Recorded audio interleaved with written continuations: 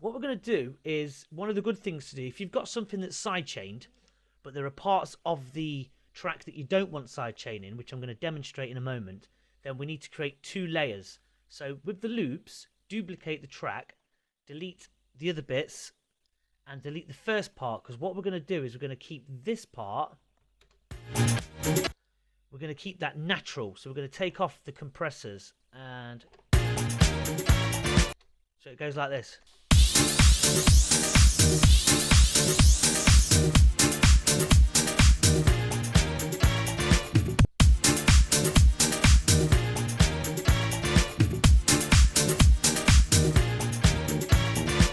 And then put over your perk things.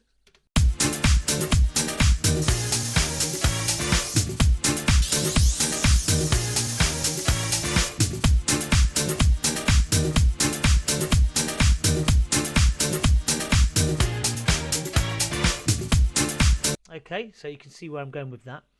And then also add in your crash. Always put the crash in. And it's a 909 crash, this one. And again, same with that, stick a nice reverb on the crash and take some bottom end out as well, so that we get rid of the muck. And let's put a EQ8 in front of that. Press number 1 and take your low pass filter and pull it all the way across so you take the bottom end out.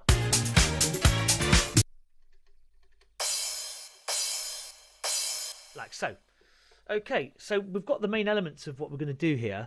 You could also add some vocal samples as well if you've got any ideas where you can take little hooks and things. But the purposes of this, I'm just going to show you the basic outlines of how to build it up, drop it and kick it in. Okay, so we've got this and we want to start with a kick. So let's just put that out of the way. We're going to work on this bit as well later.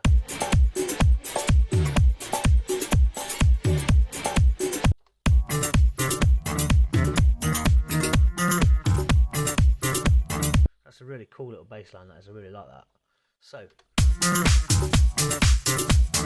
okay, so we've got a kick. You would have basically a track building up like so. You would get your loop, your first loop. Once you've done 32 kicks, you've built in the hi-hats. And I'm going to consolidate my hi-hats right now. And we've got the hats coming in. And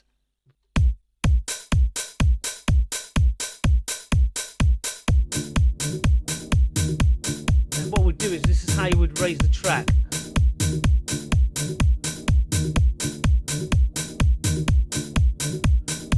And then you would slowly, gently bring it in.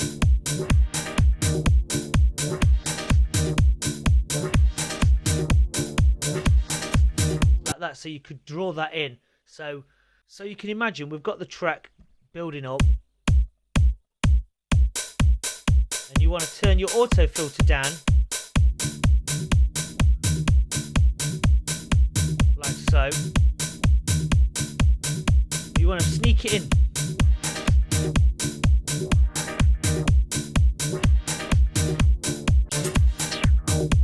Like so, you want to gently sneak in the auto filter and tease it in. So what we do is we go back. You make sure that the record button is on there, and then overdub is on, which is OVR. Make sure that's highlighted, and then press record and play.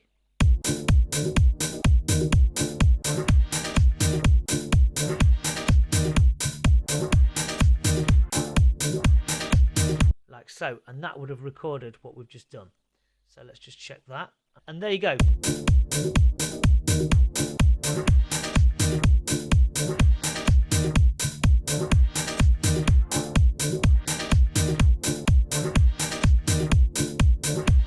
And then bring in your perk thing. So we could copy this lot over and bring that in like that, and then it will go as such.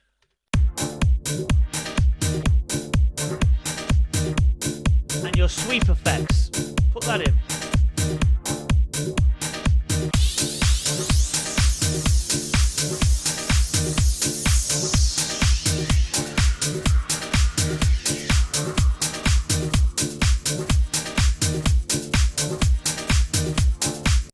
Okay, so this is how we'd build the track up, and then what you would do is, obviously the track will be longer than this, I'm just giving you the rough outline.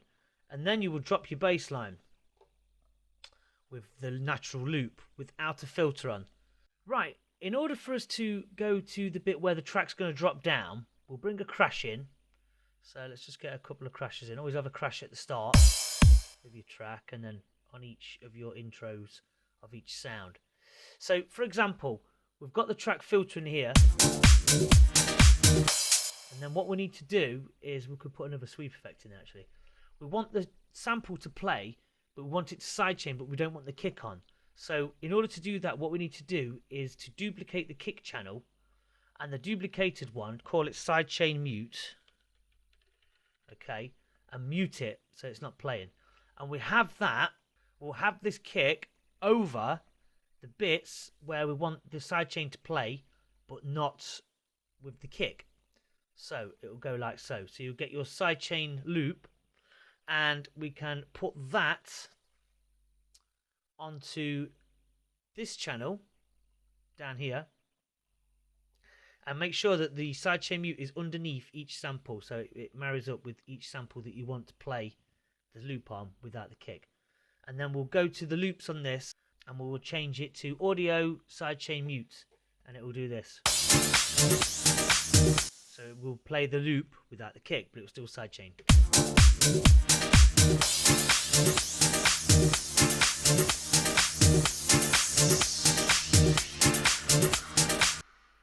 And we can take off the, when you want to play that sample, we'll take off the sidechain mute, so it goes like this.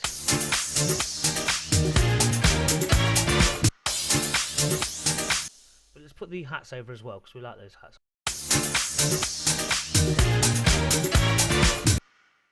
And copy that bit over again like this. So the track will go like this.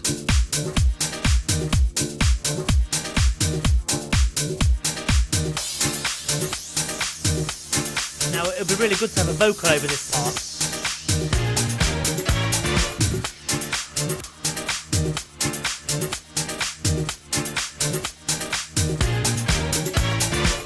And then that breakdown will happen, and then we'll kick in the bass line, and we'll put those over, and we will put over now the sidechain without the filter. Now if you see that it comes up like this, just double click on them and you will see it returns to its normal state.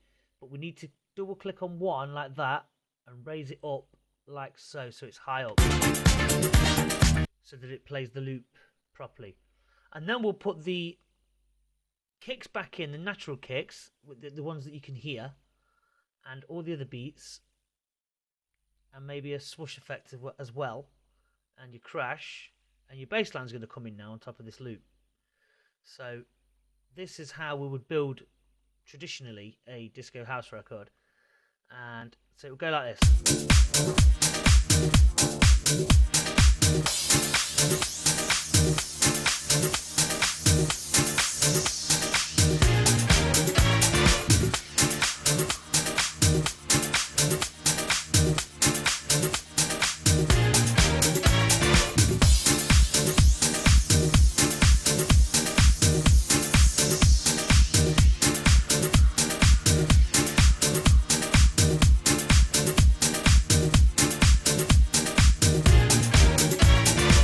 So that's that bit done, and then you'd copy that over and, you know, extend on that. And then you'd want to introduce something like this bass line. So you could, again, do that. And then put the kicks over, and the crash, and the whoosh. And drop out, perhaps, the perk, this sample. Drop that out for the time being, and just have your hats over. And your kick, so it goes. Drop your bass out.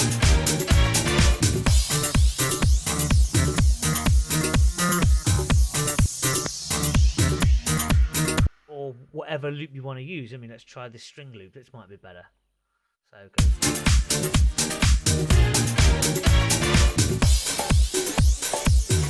That'd be good.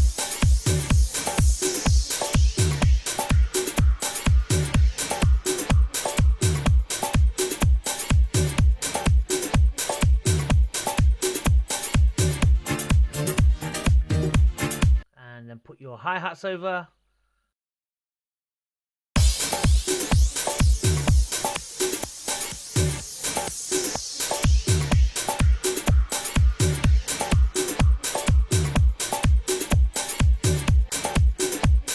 And then what you could do is you could drop the kicks out there and then filter these loops like so. So you could take off, you could combine these loops like this, consolidate them, get rid of all the dots, and so it's all one, and then slowly filter it up. So like this, look. Drop it down, and then every 4 raise it up like that. And this way you can bring the track back in like this, so it goes a little vocal on there or something like that. Put your perks in.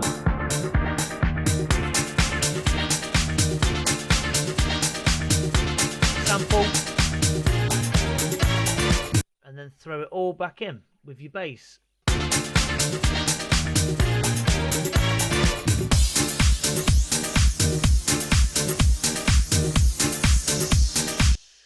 So, as I say, we've gone through the track here. So in terms of arranging this sort of stuff, it's pretty straightforward. It usually has to be quite DJ friendly with the kicks at the start, or your perks and your hats, and then your loop filtered in. Sneak it in. Build it up with a whoosh and a crash. Drop it down. Usually they have vocals on and things like that. Bass line. Drop down to another part of the sample.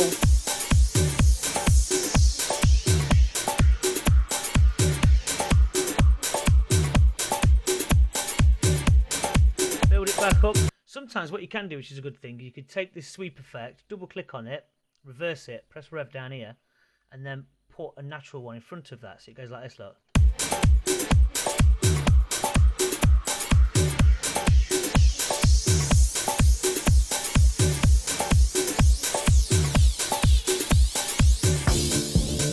You know, obviously roll it over, bring it back in.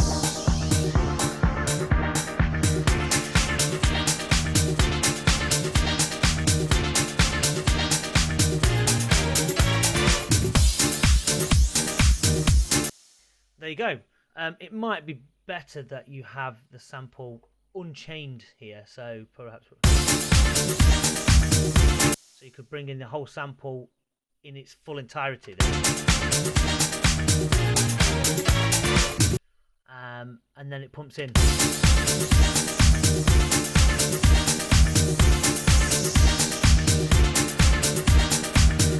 And then just bring the track up, build it back down, and drop it back out to beats so that you can mix it out if you've made a full track for your DJ sets and things like that.